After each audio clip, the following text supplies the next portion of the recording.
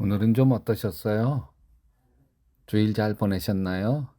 고단했던 하루. 자, 지금 잠자리 들기 전에 먼저 조용히 하나님과 교제하는 정시 기도를 드리십시다.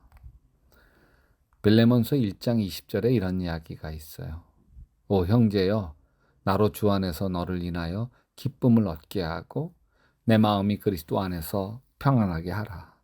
나는 내가 순종함을 확신함으로 내게 썼노니 내가 나의 말보다 더 행할 줄 아노라. 빌레몬에게 바울이 편지를 보낸 거예요. 빌레몬은 바울을 통해서 예수를 믿게 된 골로새 교회의 부자 교인이에요. 자기 집을 개방해서 예배 처소로 사용했습니다. 신실하게 주님을 잘 섬겨요. 빌레몬에게 보낸 바울의 편지 속에는 깊은 신뢰가 담겨 있어요. 빌레몬은 내가 무슨 부탁을 해도 다 들어줄 사람이다. 아니, 내가 부탁한 것보다 더 많이 들어줄 사람이다. 그런 깊은 신뢰가 바울에게 있어요.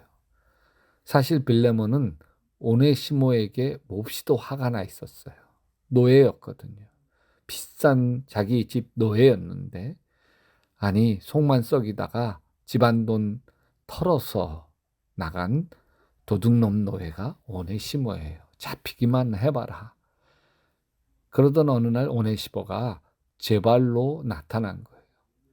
어이없어서 자초지종을 다구치려 하는데 불쑥 편지를 내밀어요. 사도 바울의 편지 빌레몬서였습니다. 빌레몬은 바울의 편지를 받고 처음엔 참 난감했을 거예요. 오네시모에 대한 화가 풀리지도 않았는데 그를 용서하고 노예가 아니라 형제로 받아들이라고 하는 바울의 권면이 참 힘겨웠을 거예요. 예전 성질 같으면 탈출한 오네시모 감옥에 가두고 매질하고 잔혹한 노예로 부렸을 거예요. 근데 빌레몬은 주인으로서의 권리를 행사하지 않아요. 자기 마음속에 있는 분노대로 행동하지 않아요. 바울의 권면대로 순종해요. 이게 빌레몬의 위대함으로 보여요. 신앙의 힘이죠. 바울은 빌레몬이 오네시모 때문에 아무리 화가 나 있어도 내 부탁이면 그가 화를 풀어버릴 사람이라고 믿은 거죠. 노예 오네시모, 탈출한 노예 때문에 많은 손해를 봤을지라도 내 부탁이면 손해를 감수할 사람이라고 하는 걸 믿은 거죠. 이게 신앙의 세계예요. 이 세상 이치와 다른 원리. 이 세계가 신앙의 세계입니다. 우리나라 초대교회사에 보면 당시 성도들에 대한 아름다운 기록들이 남아 있어요. 1890년 후반에 강화도 북단 홍의 마을에 일어난 일이에요. 복음이 들어오자 훈장이었던 박능일이 먼저 복음을 받아들이고 서당을 예배당으로 삼아 교회를 시작했어요. 그러자 그 마을 사람들이 훈장님의 말씀을 따라 예수를 믿기 시작했어요. 그때 처음 믿은 사람들이 세례를 받으면서 동시에 자신의 이름을 모두 바꿨어요.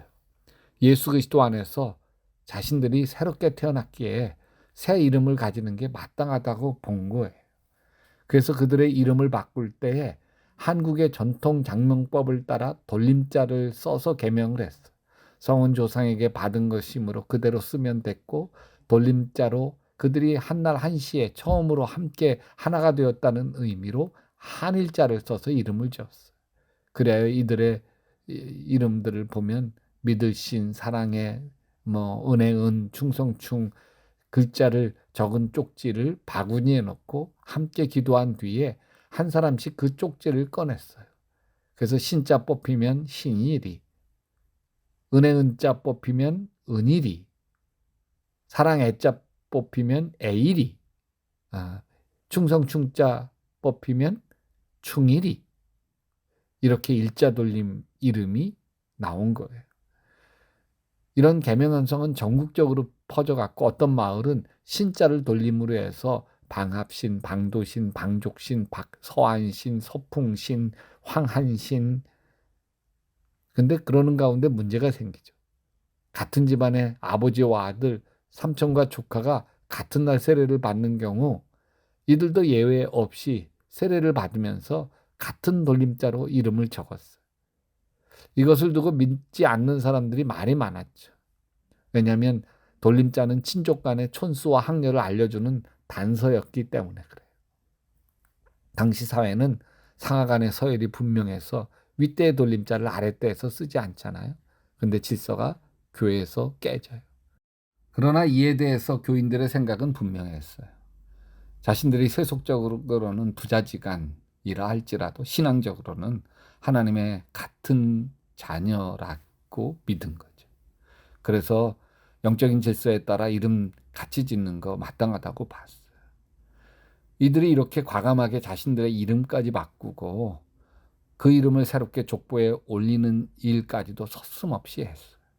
예수 안에 다 형제다. 종도 없고 주인도 없다. 빌레몬은 말썽 많았던 오네시모를 용서하고 노예가 아니라 형제로 받아들입니다. 이건 당시 있을 수 없는 일이죠. 근데 예수님의 법을 따릅니다. 빌레몬 순종할 줄 아는 믿음을 가지고 있어요. 바울이 무엇을 얘기하더라도 그 이야기를 순순히 따를 줄 아는 신앙을 가지고 있습니다. 여러분, 부탁하면 들어줄 줄 아는 것이 신실함입니다. 예수 믿는다는 건 구체적인 거예요. 신실하다는 것도 아주 구체적입니다. 누군가 부탁할 때 그 부탁이 하나님 뜻에 합당하면 흔쾌히 들어주는 것이 신실한 것입니다. 신실한 남편입니까? 아내의 부탁을 기쁜 마음으로 들어줄 줄 아는 남편이 신실한 남편. 아내가 설거지 해주세요. 그러면 해주는 것이 신실한 거예요. 아내가 집에 일찍 들어와 주시면 좋겠어요. 그렇게 따라주는 것이 신실한 거예요. 아내가 음식물 쓰레기 버려주세요. 따라주는 게 신실인 거예요. 아내가 시장 같이 가자고 하면 흔쾌히 따라가 주는 게 신실이에요. 예수님이 이렇게 말씀하십니다. 오리를 가자면 심리를 가주어라. 겉옷을 달라면 속옷까지도 벗어주어라. 사랑해 주님, 신실한 하나님의 사람 되기를 원합니다.